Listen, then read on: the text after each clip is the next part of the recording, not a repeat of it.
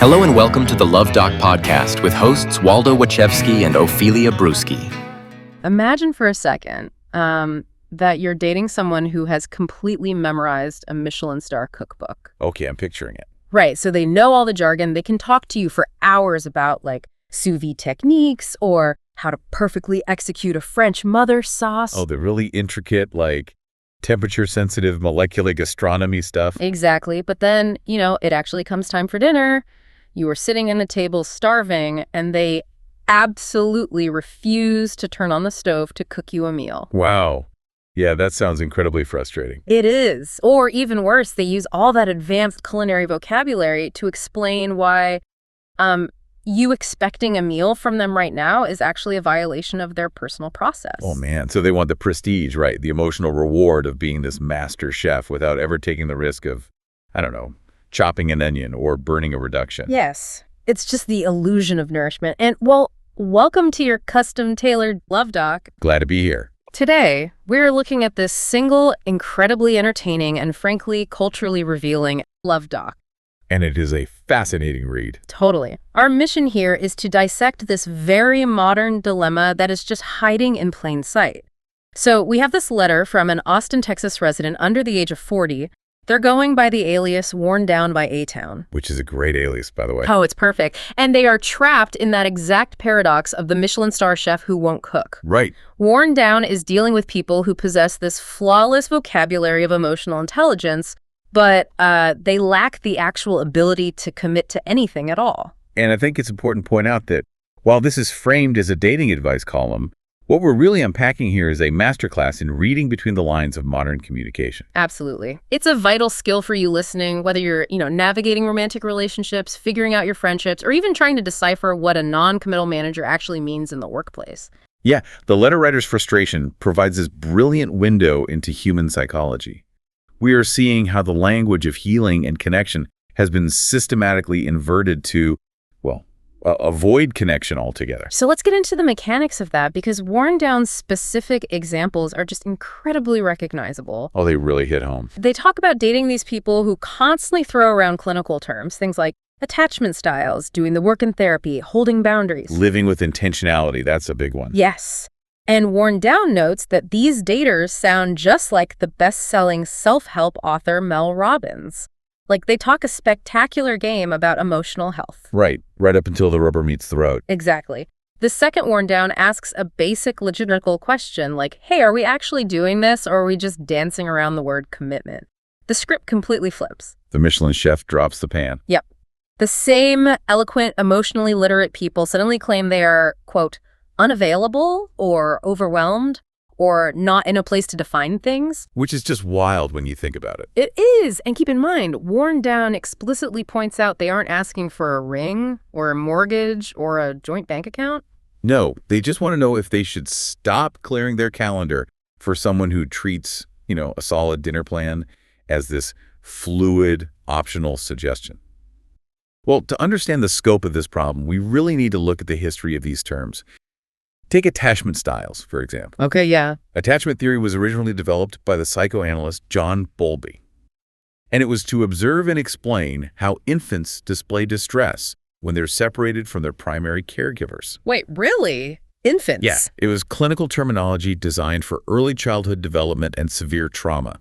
And, emotional literacy, learning to identify your feelings and understand these deep psychological frameworks, that was popularized to facilitate authentic, vulnerable connections between people. So it's supposed to be a bridge to understanding. Exactly, a bridge. But Worn Down is experiencing something entirely different here. Yeah, they are experiencing the bridge being pulled up, basically. Right. The language is now functioning as this highly sophisticated psychological shield. Mm-hmm. And honestly, it comes down to cognitive dissonance. Like, nobody wants to be the villain of their own story. Nobody.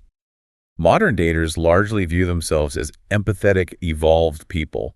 Yeah. So if they just, simply ghost someone or say, I don't care enough about you to make a plan, that action directly conflicts with their self-image. Which causes psychological pain, cognitive dissonance. Exactly. So they need a loophole. A massive psychological loophole. Right. If they can frame their flakiness using the vocabulary of mental health by saying, like, I'm feeling overwhelmed and need to set a boundary to protect my peace, they resolve the dissonance entirely. Oh, wow. So they get to walk away feeling enlightened instead of selfish. Yeah, they retain their self-image as this emotionally evolved person while behaving with zero accountability. But hold on a second. Setting boundaries is clinically proven to be healthy, right? Absolutely it is. If someone is genuinely overwhelmed by modern life, and let's face it, I mean, most people are juggling a ton of anxiety right now, why shouldn't they use the exact vocabulary designed to protect their mental health? That's a fair question. Like, why are we vilifying self-care here? Couldn't it be that these daters in Austin are just genuinely cautious, maybe because they've been burned before? Well, we certainly aren't vilifying self-care, but we really have to critique the misapplication of its tools. Think of a boundary like the emergency brake in a car. Okay, I'm following. It's a vital safety mechanism, right? It's designed to protect you from a catastrophic crash. But what Worn Down is describing is someone pulling the emergency brake every single time they have to make a mild turn. Oh, man. Yeah, that isn't safety. That's just an inability to drive. Exactly. Genuine caution looks like slow, steady, reliable progress. Cautious people still show up to the date, you know? They just take their time opening up. Right, the action is still there. Yeah. Avoidant people, on the other hand, they just want the ego boost of being desired. They feed you enough jargon to make you think there's depth, keeping you on the hook, but there's no structural integrity to the interaction. Okay, so if we accept that this language is being weaponized to avoid accountability, we have to ask why. Like, why are people so desperate to avoid committing in the first place? And Worn Down has a really interesting take on this. They do. They move past the symptoms and offer this really profound theory. They observe that everyone in their dating pool seems to be keeping, quote, one foot out the door in case something better or maybe just less emotionally demanding comes along. Which is such a common feeling these days. It is. The letter writer wonders if social media has made everyone terrified of being ordinary like people used to be. Terrified of being ordinary. I mean, that single phrase captures a massive sociological shift. It really does. Worn Down is identifying the modern paradox of choice. But it goes way deeper than just having too many options on a dating app. It's about how curated digital realities fundamentally alter our neurological baselines for satisfaction. You mean like how constant exposure to peak experiences changes what we expect out of a random Tuesday night? Precisely that mechanism. It's known in psychology as the contrast effect. When you are constantly scrolling through images and narratives of flawless, effortless, hyper-romanticized relationships, your brain begins to internalize those peak, frictionless moments as the new median. Right. The baseline just shifts completely. Yep. So when you compare a real messy human interaction, like someone being grumpy because they had a long day at work, or just an awkward silence over dinner. Which happens to everyone. Exactly. When you compare that against that artificial cinematic median, the real interaction feels defective. Because an ordinary relationship inherently requires compromise. Like, it's functional reality. It means showing up when you're tired, dealing with someone else's bad mood, or navigating a misunderstanding without, as you said, pulling the emergency brake. It's not always photogenic, and it certainly isn't frictionless. No, it's not. People are holding out for this cinematic ideal, which means they become legitimately terrified to commit to the messy, ordinary reality of another human being. That makes so much sense. They keep one foot out the door because committing to the present, committing to a flawed person, means permanently closing the door on a theoretical, perfect future where they never have to feel overwhelmed or do any heavy emotional lifting. Are you currently unclothed? Yeesh, that's only cool at certain resorts on the French Riviera, Hippie Hollow, and your backyard. But only if you have one of those slowly rotting wooden privacy fences your creepy neighbor likes to leer over while he's watering his rosebush. Otherwise, if you want to win friends and influence enemies, you need to get outfitted in some sick merch from the Luv Doc shop at thepleasurecraft.com. Are you a hard fit? We got you, boo. Plus, there are a variety of styles and colors that can accommodate any levels of uncoolness, even yours. So make a sensible fashion decision and hightail it to the Luv Doc shop at thepleasurecraft.com. Your body is counting on you. Man, so if language is totally compromised, right, and we can't trust what anyone says because they might just be using therapy speak to cover up their fear of being ordinary, how are we supposed to actually test if someone is reliable? That is the million-dollar question. Right. If you are worn down by A-Town, how do you operate in a landscape where just asking someone to RSVP to a simple plan is treated as this unreasonable demand? Well, that brings us to the Luv Doc's response. And I love this part. The Luv Doc doesn't respond to Worn Down with more clinical psychology or emotional jargon. Not at all. Instead, the Luv Doc delivers this blunt, highly unconventional, and genuinely hilarious reality check. It is a phenomenal shift in tone. The Luv Doc goes on this sprawling, vivid tangent about self-help gurus. It's so good. Yeah, the doc points out that they don't know much about Mel Robbins other than she isn't as, quote, tanned, toothy, and jacked as her distant cousin Tony Robbins. And the visual contrast the author builds there is just, it's a deliberate rhetorical strategy. Oh, the imagery is incredibly specific. Like, the doc says you get the feeling Tony Robbins might suffer a complete mental collapse if he didn't have his precise whey shake for breakfast and his skinless chicken breasts for lunch and dinner. Right, it's this picture of rigid, hyper-controlled, optimized existence. Yes. And then you contrast that with Mel Robbins. The doc jokes that with her ADHD and her signature Roy Orbison glasses, Mel seems like she is just one tedious interview question away from a tequila bender in Juarez. I mean, on the surface, it reads like just an entertaining aside. But we have to look at why the Luv Doc uses humor here. Yeah. What is the mechanism of this joke? Right, it's not just for laughs. No, the humor acts as a rhetorical crowbar to pry open the pretension of these Austin daters. The Luv Doc is deliberately stripping away the pristine, idealized image of perfect emotional health. Oh, that makes sense. By bringing these towering figures of self-help down to the level of whey shakes and tequila benders, the doc is anchoring abstract concepts in sweaty, flawed reality. The point being, perfect intentionality is a complete myth. Exactly. The doc is saying that even best-selling self-help authors, the people who literally write the books on boundaries and intentionality, they need to cut loose at a pizza buffet every once in a while. Right. Nobody is operating at peak emotional optimization at all times. And if the gurus themselves are messy and human, then the 28-year-old on a dating app using their vocabulary to avoid a Thursday night drink is just hiding behind a facade. You know, in behavioral economics, there's a concept called revealed preference. Oh, yeah. It essentially states that what a person actually wants is revealed not by what they say, but by what they do when faced with a choice. Which applies perfectly here. Yeah, the Luv Doc is applying revealed preference to human relations. Like, I don't care how beautiful your vocabulary is or how many podcasts you listen to about attachment theory. If the action isn't there, the therapy speak is just static. The doc argues this unequivocally. In any relationship, even the most casual romantic encounter or a budding friendship, there is a bare minimum of truth and reliability that must exist for it to be functional. You cannot sustain a connection purely on jargon. You really can't. Which leads directly to the Luv Doc's highly specific practical prescription for worn down. We move from these broad philosophical musings to a trap designed to test that bare minimum of reliability. Yes, the famous test. The Luv Doc calls it the $2 Coors banquet test at Fraser's on a Thursday. Luv Doc even has a registered trademark slogan for this exact scenario. You gotta show up if you want to throw up. So good. It's brilliant because it cuts through all the fog. The doc says you can talk all the smack you want about how many frosty mugs of banquet you can pound, but unless you are physically present to cash that check, nobody is listening to you. Yeah, the $2 Coors draft at Fraser's is a metaphor for a low-stakes commitment. Okay, low stakes. Right. Ambiguity is where avoidant behavior thrives, is like a psychological fog.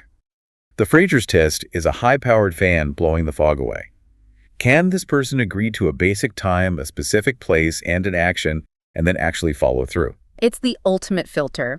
And if one of these, quote, non-committal Gen-zennials starts waffling on something as modest as a Thursday afternoon beer, the doc's advice is absolutely brutal. Brutal but clear. The instruction is to ghost them immediately, because you just don't have time for that nonsense. And the Luv Doc emphasizes the urgency of not wasting time with some incredibly strong, politically charged rhetoric. Yes, let's address that directly. The Luv Doc states that you don't have time for this nonsense, and I quote, especially not with fat orange AI Jesus trying to ground the apocalypse. Yeah. The Luv Doc uses that extreme apocalyptic imagery to make a broader existential point, which is the world is chaotic enough and our cognitive load is already maxed out. Do not waste your limited time. Yeah, don't waste your energy deciphering the mixed signals of someone who won't even commit to a $2 beverage. I hear that, but, I have to challenge the actual advice the Luv Doc gives here. Warren Down's entire thesis is about the pain of poor communication and people avoiding hard conversations, right? Yeah. But then the Luv Doc advises Warren Down to just ghost him if he waffles. Isn't that hypocritical? It sounds like it at first glance. I mean, look at the exact text message the doc suggests sending. $2 Coors? 5.03 p.m. Thursday, Frasers, respond YN, lack of response equals dead to me. Yeah, it's intense. That doesn't sound like a healthy boundary to me. That sounds like a wildly aggressive ultimatum. Are we just fighting fire with fire here? Well, this brings up the crucial mechanical difference between an ultimatum and a boundary. Okay, walk me through that. An ultimatum is externally focused. It's designed to control someone else's behavior through a threat, like, do this or I will punish you. Yeah. A boundary, on the other hand, is internally focused. It's about controlling your own exposure to harm. If you do this, I will remove myself to stay safe. But the suggested text literally says dead to me. True. The phrasing is obviously exaggerated for comedic effect, but the underlying mechanism of the advice is sound. Worn down is suffering because they are living in a gray area. Because the other person is constantly shifting the goalposts using therapy speak. Exactly. The doc is saying, force the binary, yes or no, Y or N. By offering only two acceptable outcomes, you remove the space where the jargon lives. Oh, I see. If the person refuses to give a binary answer, their refusal is the answer. As for the advice to walk away without a word, well, while ghosting is generally poor communication, the doc is arguing a specific context. Like you haven't really established anything anyway. Right. You do not owe an elaborate, emotionally intelligent debriefing to someone who has offered you zero basic respect. Wow, okay. So you don't need to use therapy speak to end a non-relationship. You just, walk out of the restaurant. You reclaim your time and your mental energy. Which really synthesizes the most actionable takeaway for you listening. We live in a world overflowing with empty communication. We really do. Whether you are navigating the dating pool, negotiating a business deal, or dealing with a friend who perpetually cancels at the last minute, you have to train yourself to look past the impressive vocabulary. You have to focus entirely on the RSVP. Yes. True emotional literacy isn't about deploying buzzwords perfectly. It is measured entirely by consistency. Consistency. It is the ability to show up at 5:03 p.m. with a pile of $1 bills when you said you were going to be there. It is incredibly easy to be seduced by people who sound like they've done the work, people who have memorized the cookbook. But if you want a fulfilling life, you have to get ruthlessly efficient at distinguishing between the people who just enjoy the ego stroke of feeling wanted and the people who possess the actual capacity to reciprocate. We have to stop accepting jargon as a substitute for action. So as we close out this Luv Doc, I want to leave you with a final thought to mull over, something that turns the mirror around. Okay, let's hear it. We've spent this entire time critiquing the daters in Austin who use emotional jargon to avoid real connection. But let's look at ourselves. Are there areas in your own life where you use perfect communication to mask your own fears? Oh, that's a tough question. Think about a project, a conversation, or a relationship you've been putting off. Are you guilty of using the right buzzwords? Like saying you're gathering resources. Yeah. Or protecting your bandwidth. Using those words to avoid making a simple, ordinary commitment because you are secretly terrified of being messy, vulnerable, or just plain ordinary. It will always feel safer to talk about the theory of tricking than to risk burning the meal. Sometime today, put down the Michelin star cookbook, walk into the kitchen, and turn on the stove. Thank you for listening to the Luv Doc podcast. To read the column that spawned this podcast, go to austinchronicle.com/columns/the Luv Doc. There are probably worse things to do with your time, right?